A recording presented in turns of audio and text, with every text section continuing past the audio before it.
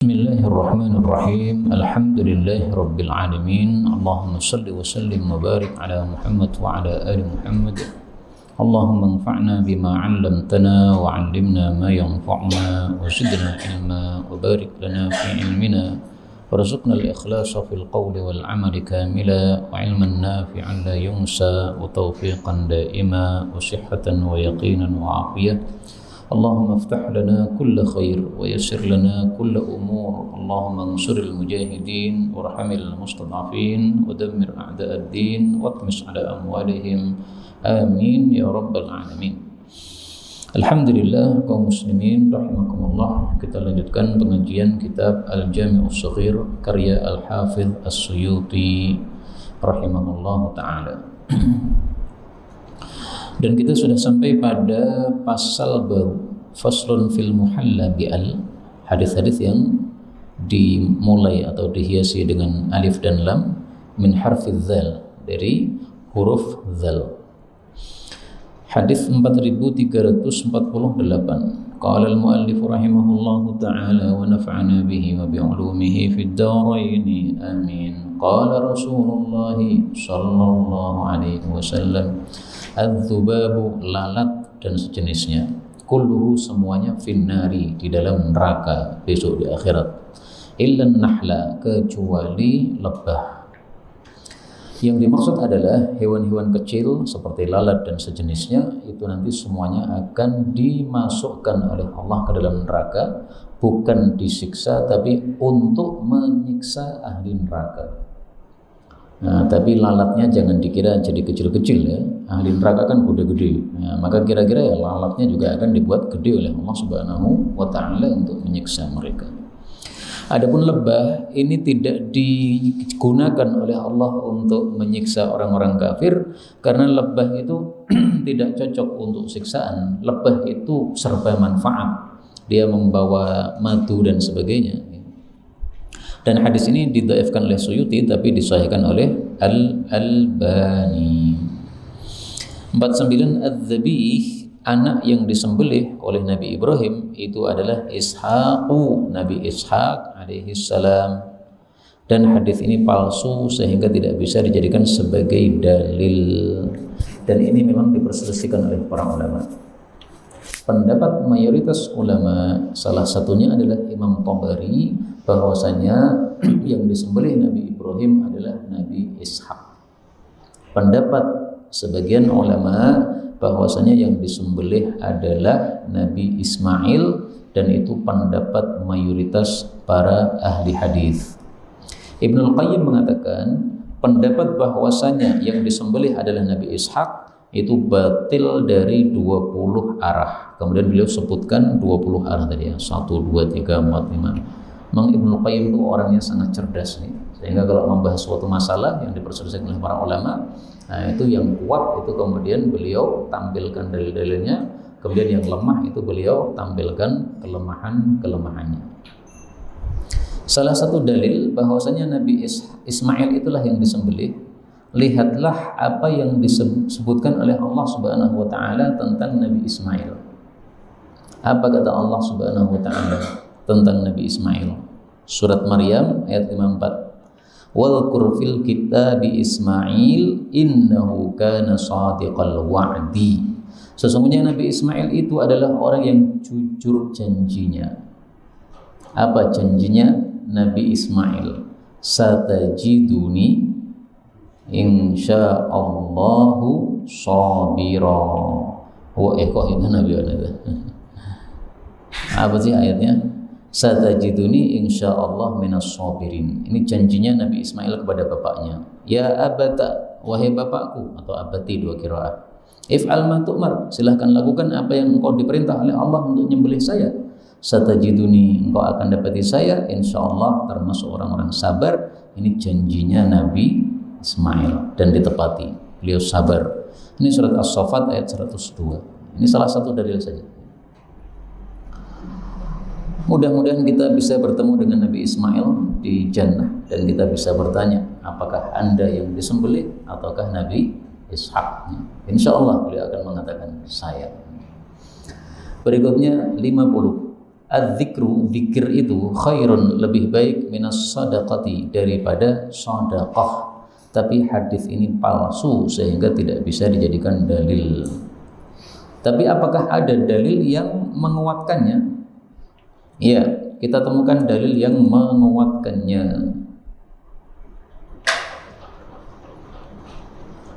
Ini dalilnya. Min infaqi. Rasulullah sallallahu alaihi wasallam bersabda, maukah saya beritahukan kepada kalian amal terbaik, lebih suci di hadapan Allah, lebih meninggikan derajat, lebih baik daripada menginfakkan emas dan perak, lebih baik bagi kalian daripada melakukan perang. Apa itu? Zikrullah. Hadis riwayat Tirmidzi, derajatnya sahih. Nah, maka hadis inilah yang sahih, adapun yang tadi tidak sahih. Bahkan kalau dilihat dari sisi sanadnya itu hadisnya palsu. Tapi tolong jangan salah paham ya. Bukan berarti kalau zikir lebih baik daripada sedekah berarti nggak usah sedekah saja, zikir terus saja, nggak benar. Ini Rasul sedang menghasung orang untuk zikir. Nanti ketika Rasul sedang menghasung orang untuk sedekah, beliau tampilkan fadilah-fadilah sedekah. Jadi kalau kita bisa gambarkan semua amal baik ini seperti satu tubuh ini. Kalau kita hanya ngambil kepala saja nggak jadi manusia, ngambil badan saja nggak jadi manusia.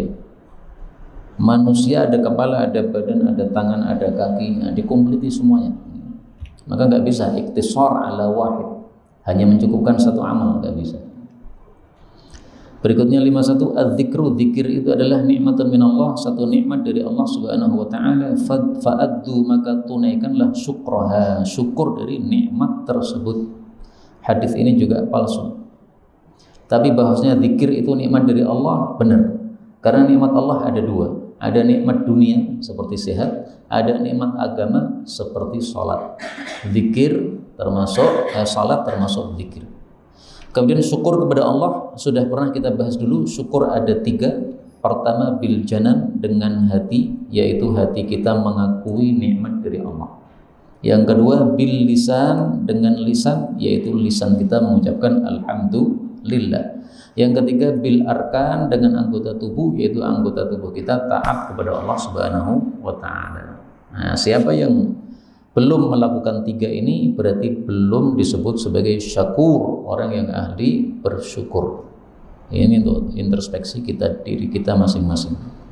52. Az-zikru, zikir alladzi yang la tasma'uhul hafadhah, tidak didengar oleh malaikat hafadhah. Berarti zikirnya sembunyi, samar suaranya.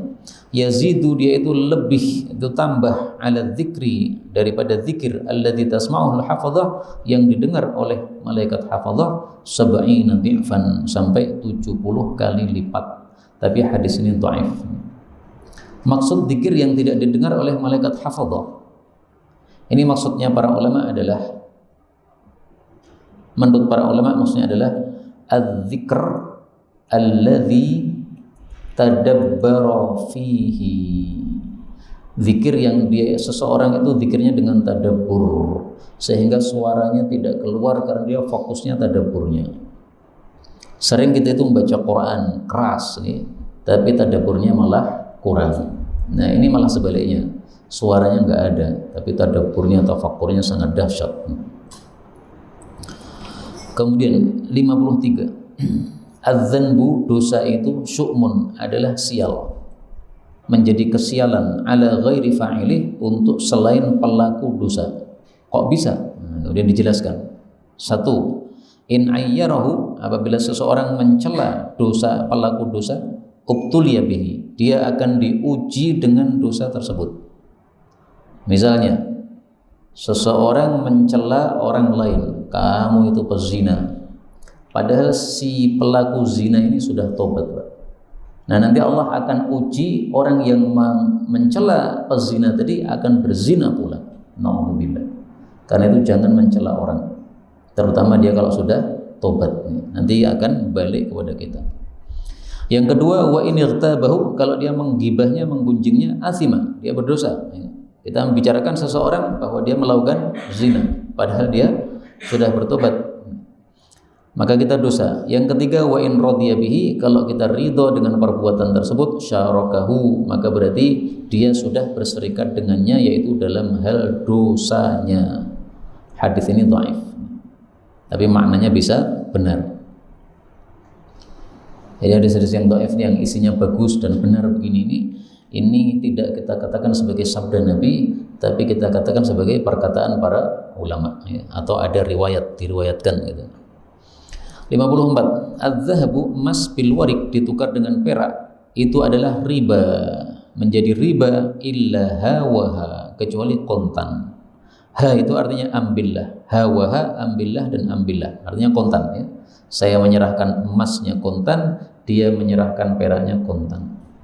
Wal burru, dan gandum bur, gandum yang istimewa, bil burri, diganti atau ditukar dengan gandum bur, riba, itu juga riba, illa hawaha, kecuali kontan. Wat tamru bit tamri, korma ditukar dengan korma, riban, juga riba, illa hawaha, kecuali kontan. Wasyairu bisyair, dan gandum biasa ditukar dengan gandum biasa, riba, adalah riba, illa hawaha, kecuali kontan. Ini hadis sudah sering lewat, disebut sebagai ribawiyat, barang-barang ribawi. Yang barang-barang ribawi ini kalau ditukar maka harus ada dua syarat. Syarat pertama harus kontan. Syarat kedua harus setimbang. Misalnya emas dengan emas, ya, harus timbang 1 gram dengan 1 gram. Meskipun karatnya beda, tetap harus 1 gram 1 gram. Beras juga begitu, 1 kilo 1 kilo, meskipun jenisnya berbeda, yang satu rajulile, yang satu biasa, harus 1 kilo 1 kilo. Nah, lebih rincinya itu disebutkan pada hadis berikutnya ini.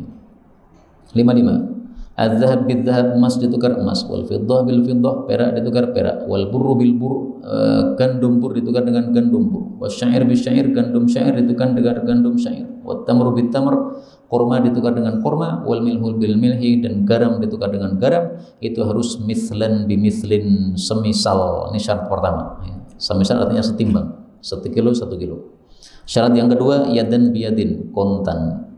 Faman zada, barang siapa yang menambah, awis nazada, atau minta tambahan, faqad arba, berarti dia sudah melakukan riba. Wal akhid, dan yang mengambil, wal mu'ti, dan yang memberi, yaitu si penjual atau si pembeli, sama, yaitu dosanya sama. Berarti ada berapa? Ada 6. 1 emas, 2 perak, ini sama-sama mata uang. Kemudian 3 bur, 4 syair, 5 tamar, 6 milah, ini sama-sama apa? Makanan. Nah, jadi ribawiyat yang 6 ini bisa dibagi 2 kelompok. Kelompok pertama kelompok mata uang, kelompok yang kedua kelompok makanan. Satu kelompok ini disebut oleh para ulama satu illat. Jadi emas sama perak satu illat. Illatnya apa? Illatnya adalah naqab, sama-sama mata uang. Terus yang bur, syair, tamar, milah, ini satu ilat. Ilatnya apa? Yaitu ta'am, makanan. Nah, sekarang kaidahnya begini. Kalau ribawiyat yang 6 ini ditukar 1 ilat plus 1 jenis. 1 ilat yaitu apa? Sama-sama mata uang. Dan 1 jenis yaitu emas dengan emas. Maka syaratnya harus 2. 1 harus setimbang, timbangannya sama. 2 harus kontan. Itu gara-gara apa? Ilatnya sama dan jenisnya sama, yaitu emas dengan emas. Sekarang kalau jenisnya beda tapi ilatnya sama, misalnya emas ditukar dengan perak, ilatnya sama, yaitu sama-sama mata uang, tapi jenisnya beda, satunya emas, satunya perak. Ini syaratnya cuma 1, harus yadan biyadin, kontan saja, tidak harus setimbang. Emasnya 1 gram, peraknya 5 gram, nggak apa-apa. Kenapa? Karena beda jenis tapi satu ilat. Kemudian kalau beda jenis dan beda ilat, maka di sini tidak ada syarat apapun. Saya membeli dengan emas, uang dinar, atau dengan rupiah kalau sekarang. Yang saya beli apa? Gandum atau beras. Nah, ini tidak harus ada syaratnya. Kontan tidak harus, Saya bayar uang, berasnya besok boleh, dan tidak harus setimbang. Berasnya 1 kilo, uangnya tidak harus 1 kilo. Coba kalau berasnya 1 kilo, uangnya harus 1 kilo, nah, rugi saya. Dapat beras 1 kilo, uang yang harus saya serahkan 1 kilo juga.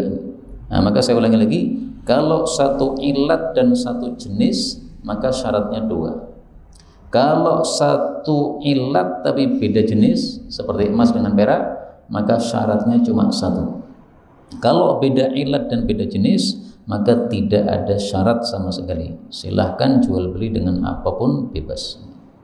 Berikutnya, di mana? Al-dhahab bil-dhahab wal fiddah bil-fiddah wal bur bil-bur wasyair bil-syair wat tamar bil-tamar wal milah bil-milah. Sama, 6 ribawiyat. Itu harus mithlan bimithlin sawaan bisawain. Mithlan bimithlin, semisal. Semisal ini diartikan oleh para ulama maksudnya tadi setimbang, 1 kilo dengan 1 kilo. Kemudian syarat yang kedua, sawaan bisawain. Sawaan bisawain ditafsirkan oleh para ulama sama dengan kalimat berikutnya, yadan biyadin. Sama dengan sama, yaitu sama-sama kontan. Demikian dijelaskan oleh Syekh Munawi, dan ini baru saya baca tadi. Maka syaratnya 2 ya, harus setimbang dan harus kontan. Fa idza ikhtalafat, tetapi kalau berbeda hadhil asnaf, jenis-jenis ini, misalnya emas ditukar perak, fabi'u kaifa syi'tum, maka juallah sebagaimana kalian kehendaki, alias tidak harus setimbang. Idza kana yadan biyadin, kalau dia itu sudah kontan. Nah, berarti syaratnya cuma 1 karena beda jenis tadi. 57. Az-zahab, emas, wal harir, dan sutra hilun, halal li inathi ummati, untuk wanita-wanita umatku yaitu kaum muslimat, wa haramun, dan haram ala dzukuriha, untuk laki-laki umatku yaitu kaum muslimin. Hadis ini menunjukkan bahwa laki dan perempuan dalam sebagian masalah hukumnya dibedakan oleh Islam. Hukum secara umum disamakan, tetapi di sini dibedakan oleh Rasulullah SAW. Apa dalilnya bahwasanya hukum secara umum disamakan? Rasulullah mengatakan, an-nisa'u syaqa'iqur rijal, wanita adalah saudari kandung laki-laki. Maksudnya hukumnya dalam Islam itu disamakan. Laki-laki wajib sholat 5 waktu, wanita juga wajib sholat 5 waktu. Tetapi di sini oleh Nabi SAW dibedakan dari sisi hukumnya. Satunya haram, satunya halal. Nah, muncul pertanyaan, kenapa laki-laki tidak boleh pakai sutra dan emas, kenapa perempuan boleh? Dijawab oleh para ulama 2 jawaban. Jawaban yang pertama, Allah tahu bahwa perempuan itu tidak sabar dari perhiasan. Kalau melihat perhiasan, meripatnya itu matanya jadi hijau. Seperti kalau laki-laki lihat perempuan cantik, matanya langsung hijau. Nah, perempuan lihat perhiasan, matanya hijau, senang. Nah, Allah tahu kecintaan mereka kepada perhiasan, maka Allah kasih kebolehan. Jawaban yang kedua, para ulama mengatakan laki-laki nggak cocok dengan yang lembek-lembek. Ya. Sutra ini kan lembut, halus nih. Kemudian emas ini untuk kecantikan, nggak cocok laki-laki. Laki-laki kerja keras dan sebagainya. Nah, sehingga karena tidak cocok untuk laki-laki, diharamkan oleh Allah Subhanahu wa ta'ala. Laki-laki boleh pakai perak, itu pun hanya 1, yaitu cincin perak. Gelang perak nggak boleh, kalung perak nggak boleh, anting-anting perak nggak boleh. Nah, maka kalau ada lagi-lagi pakai gelang perak, itu kasih jilbab aja Pak. Itu cewek itu. Lagi-lagi pakai gelang perak. Berikutnya 58. Az-zahabu, emas, hulyatul musyrikin, perhiasannya orang-orang musyrik, artinya tidak pantas bagi orang beriman, haram. Wal fiddatu, dan perak, hulyatul muslimin, perhiasannya umat Islam. Tapi maksudnya tadi ya, untuk laki-laki hanya boleh cincin perak, karena Rasulullah tidak memakai selain cincin perak. Demikian dijelaskan oleh para ulama. Wal hadid, adapun besi, hulyatu ahlin nar, perhiasan ahli neraka. Apa maksudnya? Maksudnya ahli neraka besok dibelenggu oleh Allah dengan belenggu besi. Adapun bolehkah kita pakai cincin besi, diperselisihkan oleh para ulama. Sebagian ulama membolehkan, Karena Rasulullah mengatakan kepada orang laki-laki yang ingin menikahi perempuan, iltamis walau khataman min hadid. Carilah mahar meskipun hanya cincin besi, berarti boleh dong. Nah, sebagian lagi ulama mengatakan cincin besi haram karena Rasulullah melihat seorang laki-laki pakai cincin emas disuruh membuang, kemudian dia ganti cincin besi, beliau mengatakan hadza akhbath, ini lebih jelek lagi, berarti sama-sama enggak boleh. Nah, maka yang dimaksud di sini besi adalah perhiasan ahli neraka, itu adalah yang disebutkan dalam Al-Qur'an. Allah Subhanahu wa taala mengatakan pada surat Al-Hajj, walahum maqami'u min hadid. Mereka dipukul dengan pukul besi. Selain ini ya, apa ayatnya? Salasila. Mereka dikasih belenggu. Inna a'tadna lil kafirina salasila wa aghlalan. Kami sudah siapkan untuk orang-orang kafir belenggu-belenggu kaki dan belenggu-belenggu tangan atau tengkuk.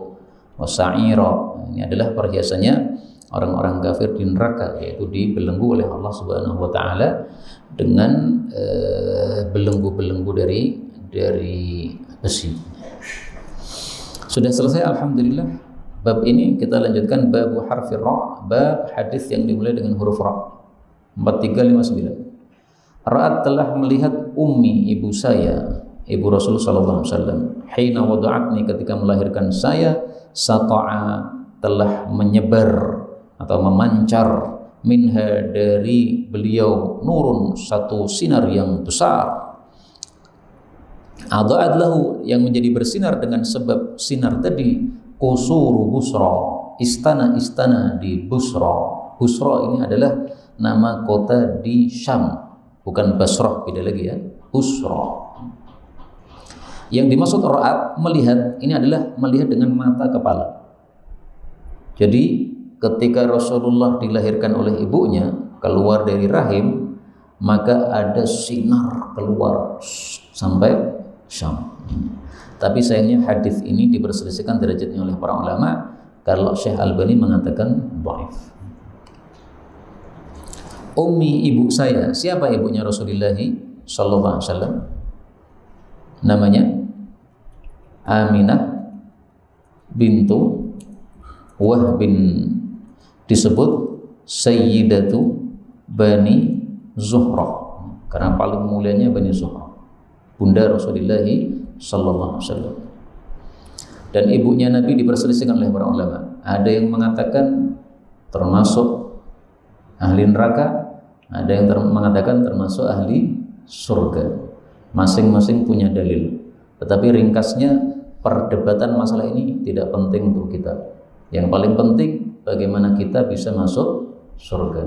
Nanti kalau kita masuk surga, kita akan ketemu dengan ibunya Nabi SAW kalau beliau ahli surga. Adapun kalau di dalam surga tidak ketemu, maka berarti beliau termasuk ahli neraka. Dan enggak penting untuk kita. Yang penting kita sendiri bagaimana kita nanti. Kemudian kenapa yang tersinari itu adalah Busra, yaitu yang di Syam? Nah, dijawab oleh para ulama. Ini maksudnya isyarat bahwa Nabi SAW dakwah Islamnya itu nanti sampai menyebar sampai ke Syam. Yang Syam waktu itu dikuasai oleh orang-orang kafir, Persia atau Romawi, ya, menguasai di situ. Nah, berarti maksudnya adalah Romawi, Persia, orang-orang kafir yang sangat kuat itu nanti akan dikalahkan oleh dakwah Islam, dan itu sudah terjadi. Akhirnya Syam sekarang menjadi negara Islam. Palestina dan sebagainya. Baik, ini hadisnya diperselisihkan derajatnya oleh para ulama. Sekarang kita baca yang hadisnya sahih 4360. Ra'at, telah melihat ummi, ibuku, ka'annahu, seolah-olah, kharaja minha, keluar darinya, nurun, satu sinar. Adha'at minhu, yang telah bersinar dari sebab sinar tadi, qusuru Syam, istana-istananya di Syam. Nah, kalau ini hadisnya sahih. Hanya saja bedanya, ra'at di sini ini bukan melihat dengan mata kepala, tetapi melihat dalam mimpi. Kok bisa? Karena di sini disebutkan ka'annahu, seolah-olah. Kalau melihat dengan mata kepala, nggak perlu pakai ka'annahu. karena berarti betul-betul terlihat. Nah, jadi maksudnya ketika ibunya Nabi ini sedang hamil, kemudian dia bermimpi. Ya. Dalam mimpinya itu keluar dari tubuhnya satu sinar yang sampai ke Syam. Itu isyarat bahwasanya akan lahir dari perutnya seorang manusia yang membawa sinar hidayah sampai ke Syam, dan itu sudah terbukti. Nah, sekarang pertanyaannya, apakah seluruh ibu para nabi juga begitu bermimpi untuk anaknya masing-masing? Kita temukan hadis yang menunjukkan itu. Wa kadzalika, dan seperti itulah ummahatun nabiyyin, ibunya para nabi semuanya, yaraina, mereka juga bermimpi yang sama. Tapi hadis ini riwayat Imam Ahmad didhaifkan oleh Al-Albani. Tapi salah satu periwayatnya ini Imam Hakim. Nah, Imam Hakim biasanya kalau meriwayatkan berarti dia mensahihkan. Nah, coba kita cek di Imam Hakim ya, apakah beliau mensahihkan? Karena Imam Hakim ini menulis kitab Mustadrak untuk mengumpulkan hadis-hadis yang sahih. Nah, ini. Wa kadzalika ummahatun nabiyyin yaraina. Nah, ini oleh Dzahabi disahihkan. Imam Hakim juga mensahihkan. Nah, jadi minimal dua ulama mensahihkan. Imam Hakim mensahihkan, Imam Dzahabi mensahihkan. Sehingga kalau kita mengikuti yang mensahihkan enggak ada masalah. Dha'afahu Al-Albani wa sahhahahu Al-Hakim wa Dzahabi. Nah, panjenengan ikut yang mana? Ya, terserah. Mau ikut Imam Syekh Albani berarti hadisnya dhaif, atau ikut Imam Hakim dan Dzahabi berarti hadisnya sahih. Ini sudah populer dalam sirah. 4361, Ra'sul hikmah, puncaknya hikmah kebijaksanaan itu adalah makhafatullahi ta'ala, takut kepada Allah Subhanahu wa ta'ala. Hadis ini didhaifkan Al-Albani.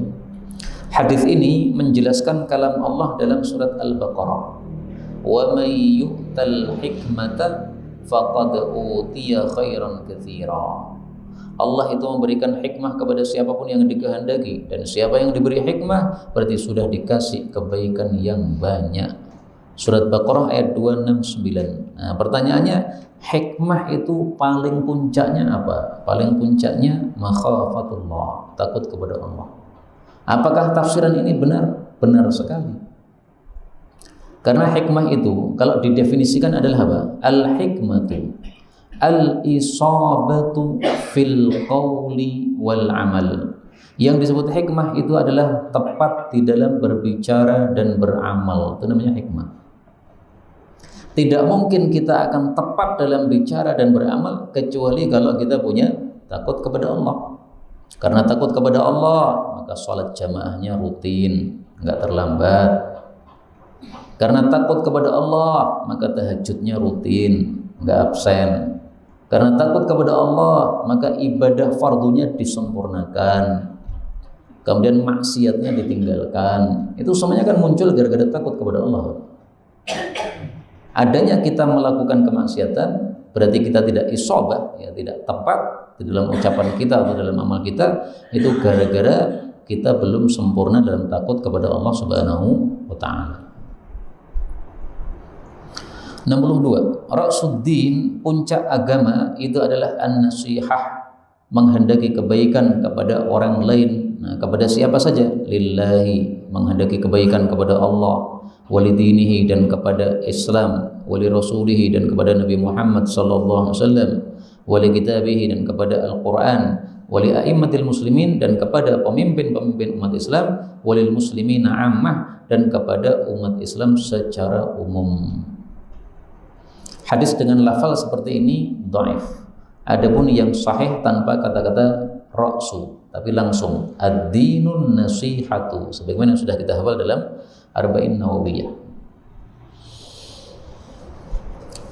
Menghendaki kebaikan kepada Allah, yaitu maksudnya misalnya kita ibadah kepada Allah, kita mensyukuri nikmat Allah, kita mengisahkan Allah, kita mengingat Allah. Menghendaki kebaikan kepada Rasulullah, misalnya kita pelajari hadisnya, kita taati perintahnya, kita tinggalkan larangannya, dan seterusnya. 63. Ra'suddin, puncak agama itu adalah al-wara', sikap wara'. Wara itu definisinya apa? Wara itu definisinya adalah da' ma yaribuka ila ma la yaribuka. Tinggalkan yang meragukan kepada yang tidak meragukan. Maka ringkasnya wara itu adalah meninggalkan haram dan meninggalkan syubhat. Karena yang meragukan itu adalah syubhat. Hadis ini palsu. Tapi kita temukan hadis yang maknanya mirip. Rasulullah sallallahu alaihi wasallam bersabda, "Wa khairu dinikumul wara." Sebaik-baik agama kalian adalah wara. Hadis sahih riwayat Imam Hakim dan yang lain-lain. Wa khairu dinikumul wara, riwayat Hakim dan yang lain-lain, sahih kata Syalbani.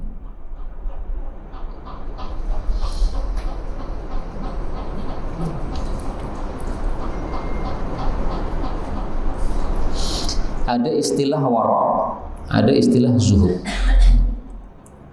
Pertanyaannya, mana lebih tinggi, wara atau zuhud? Dulu saya mengira wara lebih tinggi. Kenapa? Karena di sini disebut ra'suddin.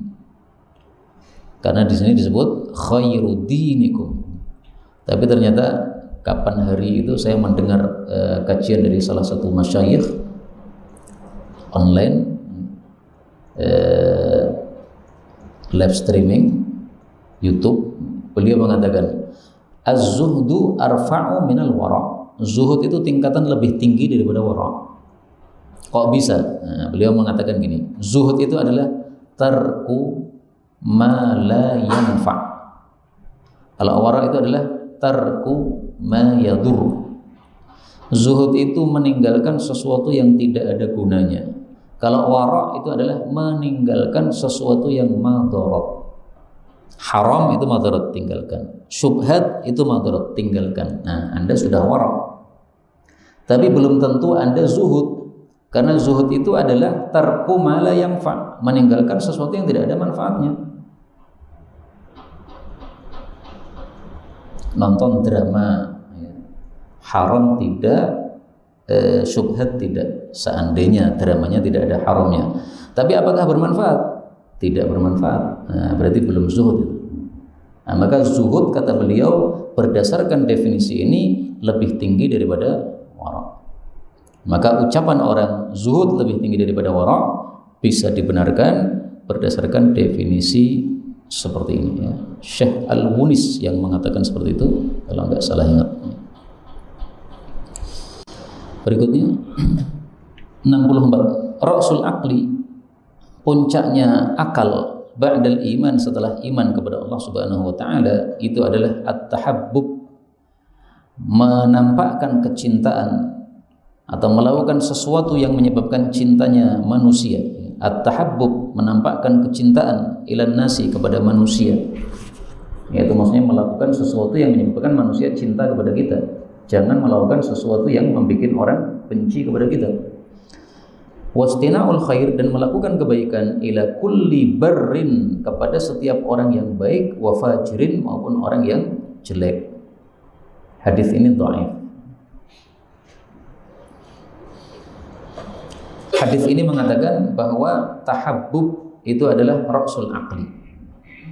Dalam hadis yang lain tidak disebut ra'sul aqli, tapi disebut afdalul a'mal, amal yang paling baik setelah iman itu adalah at-tawaddud ilan nas. Tawaddud sama dengan tahabbub, yaitu melakukan sesuatu yang menyebabkan orang itu senang sama kita. Jadi ringkasnya maksudnya hadis ini adalah, meskipun dhaif ya, isinya sangat bagus. Kalau kita itu berakal, maka tidak mungkin kita melakukan sesuatu yang bikin orang benci sama kita. Ada orang jual es teh di pengajian, kemudian dikatakan apa? Bodoh misalnya, atau yang lebih kasar lagi. Akhirnya jadi viral, akhirnya orang sama benci sama kita. Apa? Bodoh-bodohin apa? Penjual es teh. Nah, itu berarti tidak tawadud itu. Kalau tawadud nggak akan melakukan begitu. Karena menyebabkan orang benci sama kita itu sama dengan cari musuh. Nah, jadi kalau mau kita ungkapkan dengan bahasa yang lebih mudah, tahabbub ilan nas itu maksudnya adalah jangan cari musuh tapi carilah teman. Sampai ada ungkapan mengatakan, satu musuh terlalu banyak, 1000 teman kurang banyak. Jadi kita sudah punya 1000 teman, jangan merasa cukup. Wah, sudah cukup, saya tidak perlu teman lagi. Enggak, carilah teman terus. Jangan melakukan sesuatu yang bikin orang jadi musuhi kita. Kecuali kalau menegakkan kebenaran, beda lagi. Gara-gara kita amar ma'ruf nahi mungkar kemudian dimusuhi orang, itu masalah lain. Tapi ini masalah muamalah, masalah muamalah seperti perkataan yang tidak sopan dan sebagainya tadi. Berikutnya 65, ra'sul aqli, puncak akal ba'dal iman, setelah iman adalah at-tawaddud ilan nas, sama ya. Ini juga dhaif.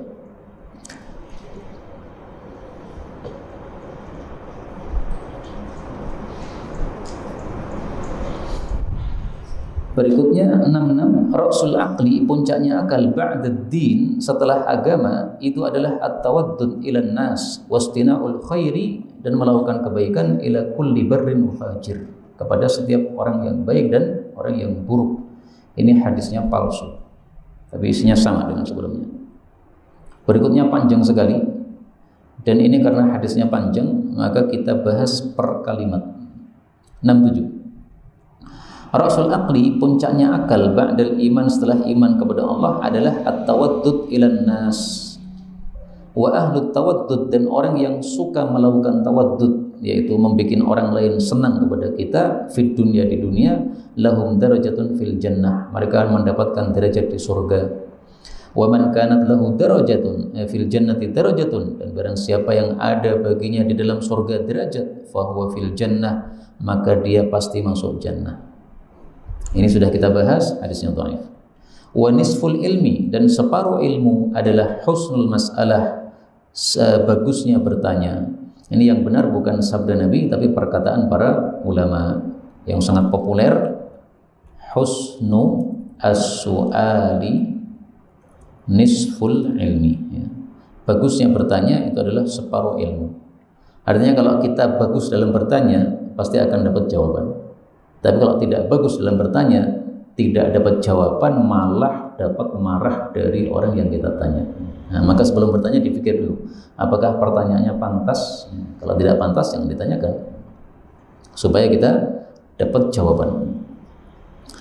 Berikutnya wal iktisadu, dan ekonomis fil ma'isyah, di dalam kehidupan itu adalah nisful aish, separuh kehidupan. Yubqi nisfan nafaqah, itu bisa menyisakan separuh nafkah atau separuh harta yang kita miliki. Jadi jangan sampai lebih besar pasak daripada lebih besar apa? Lebih besar apa? Pasak daripada tiang. Karena kalau lebih besar pasak daripada tiang tidak akan mampu. Nah, demikian juga jangan lebih besar pengeluaran daripada pemasukan. Pemasukan 5.000, pengeluarannya jangan sampai 5.000, dibatasi. Nah, maka ini kalimatnya benar meskipun hadis panjang ini memang dhaif. Wa rak'atani, dan 2 rakaat min rajulin wari, dari orang yang wara, afdal, lebih utama, min alfi rak'ah, daripada 1000 rakaat, min mukhallid, dari orang yang mencampur. Mencampur maksudnya mencampur yang halal dengan yang haram. Karena wara ini meninggalkan yang haram. Jadi tidak mencampur antara halal dengan haram. Ini juga belum kita temukan hadis yang sahih tentangnya. Wa ma tamma, dan tidaklah sempurna dinu insanin, agama seseorang, qattu, sama sekali, hatta yatimma aqluh, sampai sempurna akalnya. Ini sudah pernah kita bahas dulu ya. Tidak ada satupun hadis sahih tentang fadilah akal, termasuk hadis ini tidak sahih. Wa du'a'u, doa itu yaruddul amra, menolak perkara. Yang dimaksud perkara ini adalah takdir dari Allah Subhanahu wa taala. Kalau ini kita temukan hadis yang sahih. La yaruddul qada'a illa ad-du'a. Tidaklah bisa menolak qada atau takdir illa du'a, kecuali doa. Hadis riwayat Tirmidzi sahih atau hasan. Nah, maka untuk poin ini sahih. Yang sahih saya kasih tanda kurung aja, bahwa ini apa? Maknanya sahih. Wa shadaqatus sirri, dan sedekah sir secara sembunyi-sembunyi, tudfi'u ghadabar rabb, memadamkan marahnya Allah Subhanahu wa taala. Ini juga kita temukan yang sahih. Riwayat Tabarani, shadaqatus sirri tudfi'u ghadabar rabbi, sama lafalnya. Maka hadis ini yang panjang ini memang dhaif sanadnya ya, tapi beberapa poinnya ada yang sahih. Wa shadaqatul alaniyah, adapun sedekah terang-terangan, taqimi tatassu, menjaga dari kematian yang jelek. Nah, untuk yang ini saya belum mengetahui hadis yang sahihnya. Wa sana'iul ma'ruf, dan perbuatan-perbuatan baik ilan nas, kepada manusia, taqi sahibaha, menjaga pelakunya, masari asu, dari kematian-kematian yang buruk. Yaitu apa? Yaitu al-afat, afat-afat, sesuatu yang musibah-musibah, wal halakat, dan kebinasaan-kebinasaan. Wa ahlul ma'ruf fid dunya, dan orang yang ahli melakukan kebaikan di dunia, hum ahlul ma'ruf fil akhirah, mereka juga ahli melakukan kebaikan besok di akhirat. Ini juga kita temukan yang sahih. Al-afat wal halakat.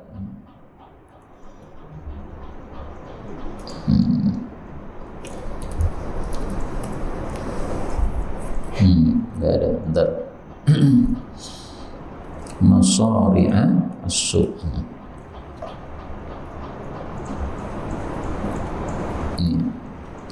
Sana'iul ma'ruf taqi masari'a as-su' wal afat wal hulakat wa ahlul ma'ruf fid dunya hum ahlul ma'ruf fil akhirah. Riwayat Hakim sahih. Maka yang terakhir ini juga sahih dari riwayat Hakim. Wal 'urfu nama lain dari ma'ruf, perbuatan yang baik, itu yang qati', akan putus fima bainan nas, antara para manusia, wala yang qati', tapi tidak akan putus fima bainallah, antara Allah wa baina man ifta'ala, dengan orang yang melakukan kebaikan tadi. Jadi perbuatan baik antar manusia itu bisa putus. Karena kalau saya berbuat baik, belum tentu orang yang saya perbuat baiki itu bisa membalas. Bahkan kadang sebaliknya. Ada orang mandul tidak punya anak, kemudian mengangkat anak.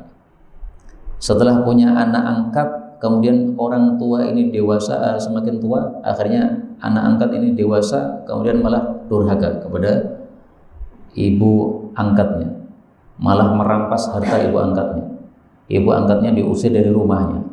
Nah, berarti yang qati', ya, kebaikan antar manusia bisa putus. Kadang putus, kadang sambung, ya, karena manusia itu akhlaknya berbeda-beda. Tapi kalau sama Allah nggak pernah putus. Kita berbuat baik, pasti Allah akan nyambung kita terus sampai masuk surga, sampai mendapatkan kebaikan yang abadi di surga. 68. Ra'sul aqli, puncaknya akal itu adalah al-mudarah. Mudarah itu sama dengan mulatafah, lembut kepada manusia. Wa ahlul ma'rufi fid dunya, dan orang yang ahli berbuat baik di dunia, hum ahlul ma'rufi fil akhirah, mereka adalah orang yang ahli berbuat baik di akhirat. Mudarah itu apa? Mudarah itu kalau mau diringkas itu adalah tahammul adzan nas. Tahammul, kita bisa memikul adzan nas, gangguan dari orang lain. Kalau ada orang lain mengganggu kita, maka tidak usah dibalas. Itu mudarah. Jadi jangan kita membalas keburukan dengan keburukan, tapi mulatafah saja, lembut saja. Contohnya, Rasul sallallahu alaihi wasallam didatangi oleh Arab Badui, diminta oleh Arab Badui, ditarik itu sorban Nabi sallallahu alaihi wasallam yang ditaruh di pundak beliau, sehingga karena keras nariknya sampai menggores di sini, ya, seperti berdarah. Rasulullah tidak marah, beliau menoleh sambil senyum melihat orang yang melakukan itu. Nah, itu namanya apa? Mudarah, mulatafah, lembut kepada orang, tahammul adzan nas, bisa memikul gangguan orang lain. Maka kalau kita mudarah, kalau diejek itu tidak membalas mengejek, itu namanya ra'sul aql, itu adalah puncak akal. Karena kalau ejek dibalas ejek, itu yang muncul ejekan berikutnya lagi. Sehingga ada ungkapan gini, Pak, man sakata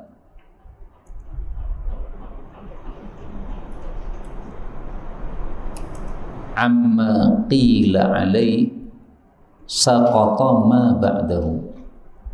Barang siapa yang diam terhadap ejekan yang diarahkan kepadanya, maka kalimat berikutnya akan gugur, tidak akan muncul lagi. Wa man ajaba sami'a asyadda minal awal. Tapi kalau menjawab ucapan yang diarahkan kepada kita, maka dia pasti akan mendengar ucapan yang lebih keras daripada yang pertama. Ada orang ngomong kepada kita, kowe elek, kita membalas kowe sing elek, maka dia nggak terima, dia mengatakan kowe elek, kowe kethek. Seandainya kita balas lagi, dia akan balas terus. Itu orang begitu, ya. Sebagaimana sabda Nabi SAW, yatahataron al-mustabbani, dua orang yang saling mencaci, syaitanani, itu adalah dua setan itu. Yatahataron, keduanya terus menerus mencela, wa yatakadzaban, dan keduanya saling dusta. Akhirnya kalau sudah habis celaannya, maka akan muncul celaan yang tidak sebenarnya, yaitu menuduh atau berdusta. Karena itu kalau ada tuduhan jangan dibalas. Kalau kita membalas, maka atau kita menjawab, maka nanti akan lebih dahsyat tuduhan tadi. Tapi tuduhan kita diamkan, lama-lama hilang. Dan itu sudah saya buktikan dulu. Saya mengalami satu masa di mana saya dituduh yang sangat tidak pantas sekali. Tetapi saya bilang kepada teman-teman, silakan kalau antum mau jawab silakan. Kalau saya nggak mau jawab, karena perbuatan itu Allah tahu saya tidak melakukan, sehingga saya nggak perlu menjawab. Cukup Allah yang menjawab. Ternyata setelah itu reda, tidak ada sesuatu yang dahsyat. Seandainya saya menjawab, kemudian saya posting misalnya di YouTube, mungkin sampai hari ini masih berlanjut terus, mungkin, karena sesuai kaidah ini tadi. Man sakata amma qila alaihi saqata ma ba'da wa man ajaba sami'a ashadda minal awwal. Maka enggak usah dilayani. Atau kaidah yang lain yang lebih ringkas. Ma kullu nutqin lahu jawabu ma yukrahu sukutu. Tidaklah setiap ucapan itu pantas dijawab. Jawaban untuk sesuatu yang kita tidak sukai cukup diam aja. Dan ini ucapan sesuai dengan sunnah Nabi SAW. Rasulullah dipanggil mudzammam, artinya orang yang tercela. Padahal nama beliau Muhammad, orang yang terpuji. Maka ketika mereka mengatakan mudzammam, Nabi nggak ambil pusing. Nabi cukup mengatakan mereka sedang mencela orang namanya mudzammam. Kalau saya ini Muhammad. Nah, maka tidak usah diambil pusing. Ini hadisnya. Yashtumuna mudhammaman wa ana Muhammadun. Ala ta'jabun? Apakah kalian tidak takjub bagaimana cara Allah memalingkan celaan orang-orang Quraisy kepada saya dan laknatan mereka kepada saya? Mereka itu mencela orang namanya mudhammam, melaknat orang namanya mudzammam. Saya Muhammad, bukan mudzammam. Hadis riwayat Bukhari. Nah, sehingga inilah sikap Rasulullah SAW ketika dicela enggak menjawab. Kalau beliau menjawab akan muncul syair baru lagi. Beliau menjawab lagi, muncul syair baru lagi. Tapi begitu enggak dijawab, lelah sendiri yang mencela ini. Dan ini tidak hanya perbuatan Nabi, tapi sabda Nabi juga begitu. Apa sabda Nabi SAW? Ayyaraka bima laysa fika fala tu'ayyirhu.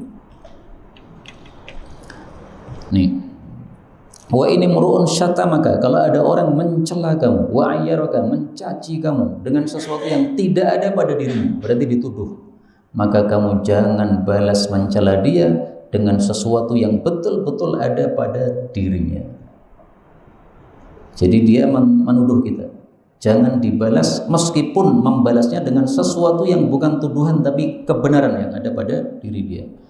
Terus sikap yang benar gimana? Da'hu, biarkan dia. Yakunu wabaluhu alaih, dosanya dia tanggung, wa ajruhu laka, pahalanya kamu dapatkan. Nah, jadi Nabi mengintikan kepada pahala. Orang menuduh kita jawab pahala 0, dosa juga 0, karena kita menjawab. Kalau kita diam, maka pahala kita dapatkan, dosa dia tanggung. Kalau kita jawab tapi berlebihan, sama-sama dosa. Dia menuduh kita berdosa, kita menjawab berlebihan juga berdosa. Nah, maka lebih baik dapat pahala daripada dapat 0 atau dapat dosa. Dan ini tidak hanya disebutkan oleh Nabi, disebutkan juga oleh Allah dalam Al-Quran. Apa kata Allah dalam Al-Quran? Wa idza sami'ul laghwa a'radu anhu wa qalu lana a'maluna wa lakum a'malukum salamun alaikum la nabtaghil jahilin. Kalau mereka mendengar sesuatu yang sia-sia, termasuk tuduhan, ya celaan, mereka berpaling darinya dan mereka mengatakan lana a'maluna walakum a'malukum, amalku untuk aku, amalmu untuk kamu. Saya enggak peduli dengan apa perbuatan kamu. Salamun alaikum, selamat untuk kamu, alias saya tidak akan membalas tuduhan kamu. La nabtaghil jahilin, kami tidak mencari orang-orang bodoh seperti kamu. Tapi jangan ditambahi seperti kamu, Pak. La nabtaghil jahilin, maksudnya adalah mithlaka. Tapi berikutnya, Ra'sul aqli ba'dal imani at-tawaddud ilan nasi wa ma yastaghni, dan tidaklah merasa cukup rajulun seseorang an masyuratin, dari musyawarah. Jadi semua orang itu butuh musyawarah. Buktinya apa? Rasulullah pun sudah sangat cerdas, disuruh musyawarah, wa syawirhum fil amr. Wa inna ahlal ma'rufi fid dunya hum ahlul ma'rufi fil akhirah wa inna ahlal munkari fid dunya hum ahlul munkari fil akhirah. Sama, dhaif. 70. Ra'sul aqli ba'dal imani billah mudaratun nas, lembut kepada manusia, tidak membalas keburukan mereka dengan keburukan yang serupa. Wa ahlul ma'rufi fid dunya ahlul ma'rufi fil akhirah wa ahlul munkar fid dunya ahlul munkar fil akhirah. Hadis dhaif juga. Sampai di sini kita cukupkan dulu. Benar dari Allah Ta'ala. Kalaupun ada salahnya, fa astaghfirullahal azim li wa lakum walhamdulillahi rabbil alamin.